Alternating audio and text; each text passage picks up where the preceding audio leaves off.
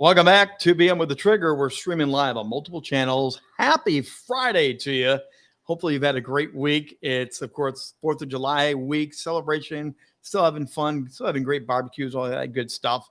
And, of course, we are celebrating this month, the month of July, freedom from the fear of public speaking. The entire month long, Rock the Stage Media is bringing you experts, coaches, speakers, authors that have all conquered the different fears that we've been talking about of the fear of public speaking. And we've covered a wide range of it. And we also have one more coming on Saturday for our official kickoff week, which started way back on Sunday the 2nd, going through the 8th. And then the rest of the month, it'll be every Tuesday and Thursday, more conversations to help you overcome this fear of public speaking.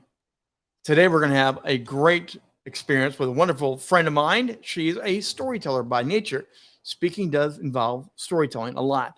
Melissa Reaves is the executive storyteller, mentor, the pitch advisor, keynote collaborator, rainmaker. She guides CEOs, executives, founders, other keynoters, and investor pitches and presentations through the power of professional storytelling skills. She helps them figure out the stories, how to present them, how to share them, make a great impact. Let's bring in Melissa Reaves. Boom, there she is. Oh, she's barely here. She's having tech issues today with her camera. You know, we can help everyone with their fears of public speaking, but we can't fix their technical problems sometimes. But it's a beautiful day. You got partly cloudy skies out there. Where are you located at again? I'm in Seattle. And it's actually been lovely because it has cooled off today. It was pretty crispy yesterday, and we get grumpy out here. We're like, what's this? So my apologies that my light's a little off, but you just got to go with the flow. Yep. And sometimes they can fix it in post-production. You never know. But so we're here to talk about past experiences. And sometimes our past experiences keep us from moving forward as public speakers. Sometimes it could be anything. So let me ask you, first of all, Melissa, did you ever have an experience that caused you to pause, to not want to be a coach, to not want to be a speaker, to get in this crazy world of public speaking? Well, you have to remember that I started acting at 9. And so I feel like I was cut from the cloth to be on a stage. So for me, that fear has been rare. You know, I was probably nervous when I ran for student council representative in 8th grade, you know, because it was new. But, you know, being on stage as much as I have, I personally embrace it. However, I have had clients, and I have even had some of my own colleagues kind of just get in their own head and freeze. And being able to be there, one, to witness it, because you're sort of like, that's interesting. You know, what is going on in their head right now that's causing them to freeze, right? And the conclusion I have come to after the years of the work that I do is that when a person's freezing, they are completely in chatterbox. They like that voice, you know, that like, you know, remember in Bugs Bunny, the angel and the devil? Well, the devil's a jerk. I mean, it's like, you got stuff in your teeth, you know, kid, everyone's looking at you. They're going to judge you. How do you think you're going to be good? What is this? The imposter syndrome? I mean, it's awful. And I've noticed that when clients are there, you can kind of see it in their face. And what you've got to do is, I say, get off of yourself and get on to your words. You know this stuff. Your pearls of wisdom are aching to come out. Trust it. Listen to that. And usually that works. I have not seen anyone go in complete paralysis, but it really is a controllable fear, more than people sometimes think. But what also helps is just keep going and doing it. Well, yes. The more reps, whether you're swinging a baseball bat, whether you're bowling, whatever it is, whether you're learning to drive a car as a kid, the repetition always helps you move the line further and further. But you're right. There's that thing in our head that replays and replays and replays. And sometimes you have to hit delete and just trash the memory and move on, right? Trash the memory of freezing. Well, it's interesting. I just recently had the honor to coach a former professional athlete. And on his LinkedIn, he actually tells the story of him. And I love athletes because they're so disciplined and they're very good at mindset. And he's like, I saw that I was going to be an amazing pitch contestant in LA. This wasn't Shark Tank, but it was pretty close. And the lights come on and I Oh can't no. see anything. I'm frozen. And he he he regretted it, but I was so proud of him to say, I'm gonna talk about this because it freaked me out, but I know I'm a human. So then when I started working with him, I was looking at his pitch deck, and it was not him. You know, the pitch deck Ah, information that he was delivering was the stereotypical pitch deck where it's all graphs and charts and icons and numbers and facts and data, when this guy's service is to coach former athletes to come on into their new game of life. And so yeah, he's a very heartfelt person. So when we found his own personal story and we put that in as his opening, it's like the floodgates of joy and love came back to him, yeah. and he's going to be performing this on Monday, and he's like, "I'm so excited. This is who I am. This is what I want to present." So I think that has something to do with it. No, You I gotta think be you're. speaking from your heart. Well, I think you're absolutely right because some past experiences are you're not being authentically you. Part of Right, those nagging memories are I tried this, I tried this, I was told to do this, which I was told sometimes to do certain techniques, and it wasn't me.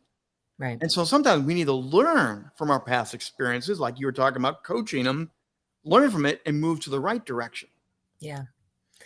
Rehearsal's also your friend, though.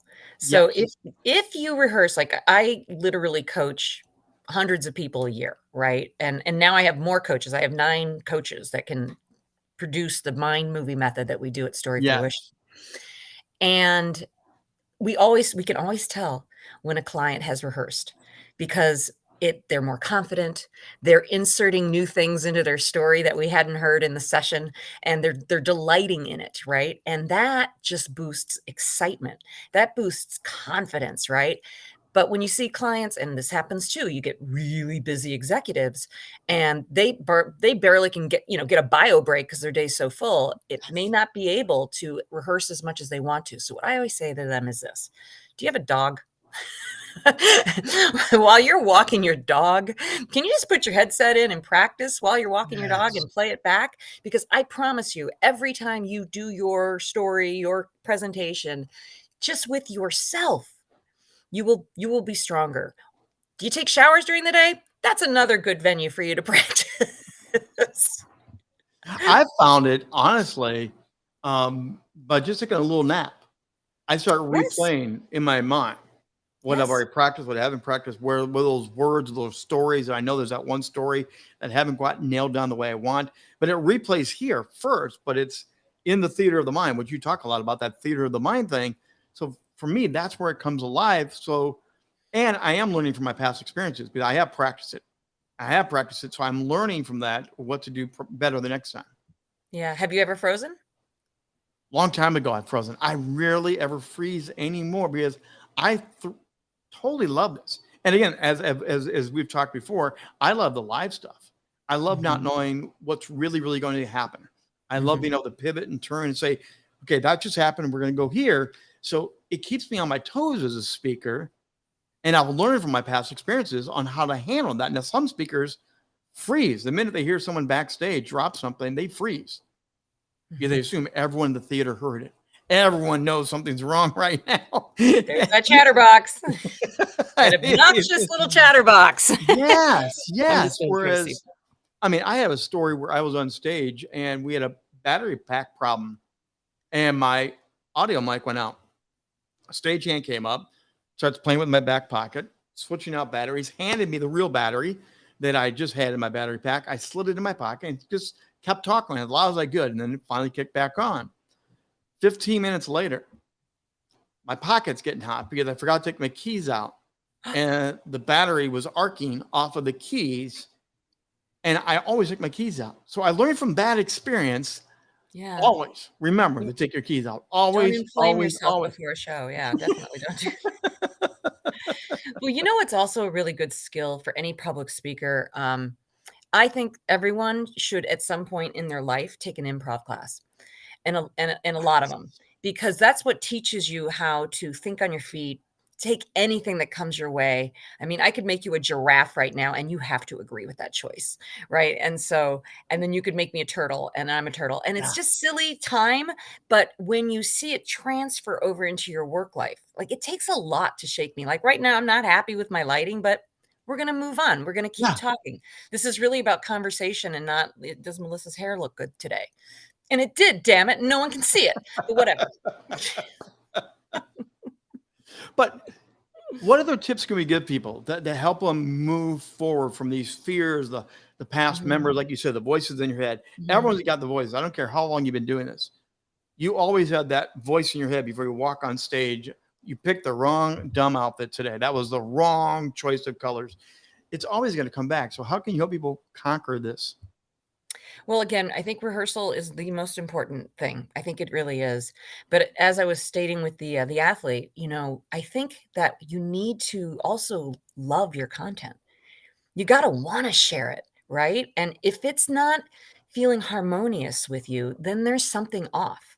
And maybe it's one particular slide and you hate it, or you're feeling really vulnerable if you tell that story. Well, vulnerability is one of the most magnetic things you can do in your leadership. To actually show a moment of weakness in your life, or a moment where the plane of happy just crashed to the ground, and you gotta show your resilience, your fortitude. Those are amazing stories, but so many people, are fearful of them, right? They're fearful of, like, Yes. "God, that would make me look weak." Well, fear of being vulnerable. Um, Halle Blair joined us, Hillary Blair, sorry. And she talked about that fear of vulnerability. And we did Yeah. talk about it's actually one of the most positive things if you learn how to, again, practice it, control it. People like the natural and they like the authentic. And especially if you are sharing past experience stories. Yeah. Some of the most embarrassing stories are some of the best ones to share, but they put you at that vulnerable state. So some of these things collide. Well, it's ego, right? It's Oh, like you're trying to talk about imposter syndrome, do you know what I mean? It's like yeah. you're trying to act like you're something that you're not, because at the end of the day, damn it, you're human. And and that's where all the magic is. So in my work, we're not we focus on performance, absolutely. But I think Mhm. why we are helping people with their fear of the public speaking is that we're coming in through the door of storytelling. I mean, everyone tells stories. Yeah. Most people don't tell them very well. So they come to us to go, how can I create that mind movie thing that you're doing? Mm. Because telling a story and sharing your pearls of wisdom is really what the human experience is about, right? And so if you can fall in love with your content because you're in love with who you are, and that's not narcissistic, that's just being centered, right? Being centered with oneself, admitting that you have some opportunities to grow, opportunities to fix, but you have been to hell and back. You have amazing stories that you can share with the world. So craft them. That's what we say. Craft them. Tell your stories and just Yes. tell them well, and have fun with it. One of the things I coach my people on, often you're right, they want to come out as a confident rock star. They want to wow the audience. I always tell people, look, you've already been set up as the authority. Someone read an introduction for you. They've already established your creds for you. All you need to do is go out there, but also have them often lead with a story of shock and awe, surprise, a negative experience they had. So people see they are vulnerable. They aren't perfect. And for them, that's a hard one to wrap around telling a story of non success. Do you help people realize the power of the vulnerable story like that? And do people wrestle with that story being too vulnerable? Absolutely. You know, we are story mining your life all day long, looking for not and I wanna talk about an important subject, not wound stories. So this is something that I wanted to definitely bring up today. There are 2 types of stories that we tell. Wound stories we do not tell in public, meaning that it's something that hurts. It just probably happened, maybe not too long. It's traumatic. Everyone has trauma in Yeah. their life in some way, okay?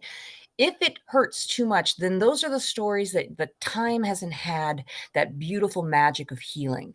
And it's probably a story that you're still working through. You might even still be living through it, and you don't even know where you're going to be coming out of. And it might be best shared with just those closest to you, and a therapist, right? Like, you got to get through this. But once it scabs, okay, once it's like, okay, I'm starting to see why the hell I went through that. Um, you're scabbing it. Don't pick at it. Allow time to still come through. And then when sometimes years have gone by and you've been able to see now why you went through that, and because you went through that, you're now who you are today. And if that hadn't happened, you wouldn't be at this level. You'd still be stuck back there. So it's good that that thing happened. Now you're at a scar story. And a scar story is a story that is where I would say that's your walking storybook. That's your, and I'm not saying all stories have to be sad. Some stories can Yeah. just be hilarious too. But you're able to piece them together and laugh at yourself a little bit, cry with tears of joy now instead of tears of pain. And when you realize that you have that wisdom that everyone in the world might need, or just one person needs it, and you have that story in your story library ready to go, and you can tell it without it hurting, go for it. Go for it. But if it hurts or you think it's gonna hurt the audience, that's another thing. It's like Mhm. I've seen people tell a story that they were claiming was a scar story, but to Yeah. the audience, it was absolutely caustic and really hard for us to hear. And so you gotta think about that too, right? And that's where I would probably say get a professional coach in there so that they can maybe help balance that, because if this story's important, we can look at it and go, maybe we'll take out that one scene, you know? Well, and I think you bring up a big point here of the timing of telling the stories, because those past experiences, there is a healing, there is a timing. Um, I remember I did a keynote and I found out afterwards that my pants were split right at the seam, going right down the middle of my crotch, whole time on stage. That's the biggest nightmare of all. Yeah, right. What happens to me live. Now, I did not share that story for years because that's way too much of a bad experience. I have now been able to weave it in and illustrate and use it in other ways. But Yeah. you're right. There's a timing to the better use, and you can time the use from your experience, your history, your healing to better use it. I think it's a huge point. We have a question that I'm seeing. It says, I can tell a story well, but I'm afraid to offend someone in the audience. How do I avoid that? Oh, And I think that's an excellent question. And so I think we've covered a little bit of it, because the last story where I was telling you, there's a person I know that had a pretty traumatic event in their life. Um, they're claiming it's a scar, but every presentation they open up with it, and it is very visual, very graphic, yeah. very disturbing. And here's your innocent audience. They're not expecting that. And so that's a story that I would probably recommend either holding back for the most intimate group of people, because you want to think about who the whole room is. Most people are coming into the room just to learn something, you know? Mhm. So I wouldn't worry about offending people, because we have talked about that. Like, we joke, like, maybe I shouldn't tell that story because that makes so and so look bad. And they were really mean to a lot of people. Well, we in the storytelling coaching saying, well, if you don't want people to tell stories that aren't lighting you up positively, Right. you know, Right. that's why always be nice. Try to always be nice. But yeah, so I you can't completely worry about offending someone. I mean, I have told stories about some LGBTQT plus subject matter. Okay. Mhm. And for some people, that can be offensive. Mhm. And I can't worry about that, because I know that my message is of allyship and love, and let's celebrate our diversity, but I can't control everyone in the room. No. And if my story offended them, good luck, because I always try to keep my audience, again, as an actor, the actor is trained to only care about the audience, right? But every audience member, and this is why I call my book The Storyteller's Mind Movie, because Yeah. when a story is being told, the delight of it is that everyone's creating their own images in their head, right? And yet it's the storyteller that's putting those images in their head. So just be cognizant, but don't obsess about, I got to get everyone happy, because that's just not what life's about. Well, look what we have right there. What is that? Oh, What that's my book. what look at that. And if you scroll down here about the book, look, Yeah. there's a magical QR code that Yes. you can actually get a hold of the book, correct? Yes, yes, it's available on Amazon. And this book was written for executives. It was written for like, because everyone tells you, like, you should tell stories, it'll make you feel better. Okay, how do you do that? So this is it's a process business book where it's like, let's start with some prompts. Let's find how to do an arc. Let's talk about senses and the characters that are in your story. Let's make sure that you are creating a mind movie so that the audience is edutained, they're leaning in, they love it, and you can take them up and down on emotions. Yay, as long as you're coming out with a point. And that the point is something that will allow your audience to grow and expand from, right? Not be caustic with them, but to help them grow, because you're not telling wound stories, you're telling scar stories. And they can be as light as your pants splitting down the middle in the middle of, like, I mean, that's a light story, but you know what? I bet it was a little traumatic, you know? Believe me, when I got off stage, the first thing I said to my aide was, why didn't you tell me? Like, there's no way I could walk on stage and tell you, dude, and you're gone. Yes. So that's a learning experience. It's a great story now. I always get a laugh on it. But in the Yeah. moment, as we talked about earlier, in the moment, it's not the right time to share that story. I was not ready to. And that's a big, big point of this. Yeah. Mhm. I also want to bring up a fact that you coach, you help people, you do amazing things in this area of storyteller, and your website is packed full of stuff. Tell us about the website. Well, we have a lot on there. It's changing too, because just less than a year ago, actually December, it was me. I was delivering all of these deliverables and working with a lot of amazing clients and organizations. But this year I have added 8 more coaches, and they're all trained in the mind movie method. And so we are working with investor tracks, MBA tracks, nonprofits as well as profit organizations who are saying to us, look, the storytelling stuff, you've convinced us now, it's really important. Our sales team, our C-suite, we need to be better. And we need a story library. We need a library of our success stories, or our library of our vision statements, so that everyone in our organization can access those things and learn how to tell them to further our message properly. And so you'll see all of that on our website. So right now it's a lot of Melissa, but it's going to be showing a lot more of my fabulous coaches. And many of them, not only are they storytellers as well, because that's really important. It's hard to go out there and coach people to say, go out on stage and tell stories if you're not doing it yourself. So I have many storytellers who have been on the Moth. They've won Grand Slams. They win awards all the time, but they also have very, very savvy business acumen. They've been in startups. They've been in boardrooms. They know, and they want to help us remove the boredom out of the boardroom.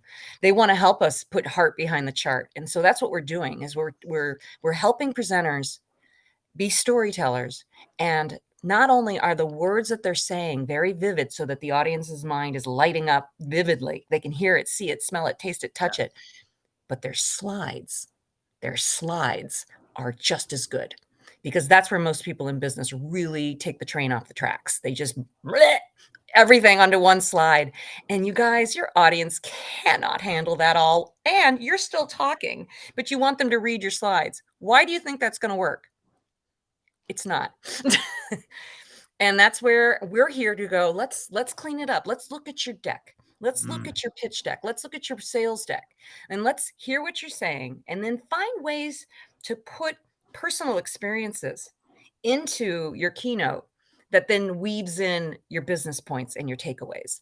So we are infusing stories in a multitude of ways, and to watch these people, and many of them have never stepped on a stage. Yeah. Their entire educational career was STEM, which is all data, right? Yes. And so coming over to, actors over here who are also data oriented, business oriented, and help them integrate more of what was once known as the right brain to the left brain. It's not really that. That's kind of old neuroscience, but it's about your data brain, your neocortex taking in data, but your limbic system's lighting up because you're putting a story behind it, so that when they look at the data, they actually care about it. I love the concept, and you and I have talked about this before, about the storyteller's mind movie, the theater of the mind, seeing it, experiencing it, and then sharing it in a way that grabs them with sight, sound, taste, smell. A sensory story is so good. And again, you can do that with a bad experience, a good experience. You can do it in so many different ways, but it is about sharing the experience with your audience, pulling them into your experience where they go, I got it. I'm right there with you. Yes, and that means that you're gonna dive into your own story and look for the details that will affect my imagination, because that's what's happening. The storyteller literally has the audience's imagination in their hands until they lose their attention. So we wanna keep the attention. But if I say to you, "I'm wearing a pair of shoes that are very uncomfortable." Can you see that? I can see it in my mind. I can't see it right now, but I can see it in your mind. Right, because I didn't give you enough to think about. So if I say, "I'm wearing my favorite red pumps, they've got open toes and they're showing off my cute pedicure of red. It's 4th of July and I'm going for it. But my feet are killing me. I have a blister that feels like Mount Rainier on my toe." Okay? I have given you so many mind movie images now. You can see the red shoes, you can see they were open toed, you can see my pedicure, you can see that I'm in pain by the way I said it. That is taking it to a mind movie level. And that was a simple sentence. Wasn't anything big, nothing really deep, but most speakers get up there and they're very vague. And when you're vague, your audience has to work harder. They have to be like, okay, she's wearing shoes. And like, what did you see? What kind of shoes did I have on in your mind before I told you? Tennis shoes, loafers, right? Yeah. But if this story's about a blister, I need to tell you what my shoes look like, right? And then you can decide from there. You're probably like thinking about, maybe your wife has a red pair of pumps and she hates hers too. Or, it doesn't take rocket science to do this, but when you do it, you will delight your audiences more. They don't even know it, but they're just like, she's in my head. Learning how to take care of these negative experiences and negative thoughts and negative things that you want to be a speaker. One of the best ways is learn how to be a better storyteller. You'll know how to integrate them at the right time, at the right mark. They'll add value to what you communicate. Melissa Reaves, you've always got great stuff for us. I always love talking with you. And likewise. Sorry, I'm so dark. What's the best way to get in touch with you? What's the best way to get in touch with you? Well, you can follow us and you can also come to the website, get on our newsletter list. You can also, if you're interested, if anything I've talked about today is like, wow, I want to do that, you can go to storyfruitioninfo.com and you can fill out a form. Just tell me a little bit about you. And then we can have a complimentary session and find out if it's like, I want to do a TED Talk, or I want to do that story library thing for our organization. We're a startup, or we're going for Series B. And we're pretty sure our deck is not what we need. Yeah.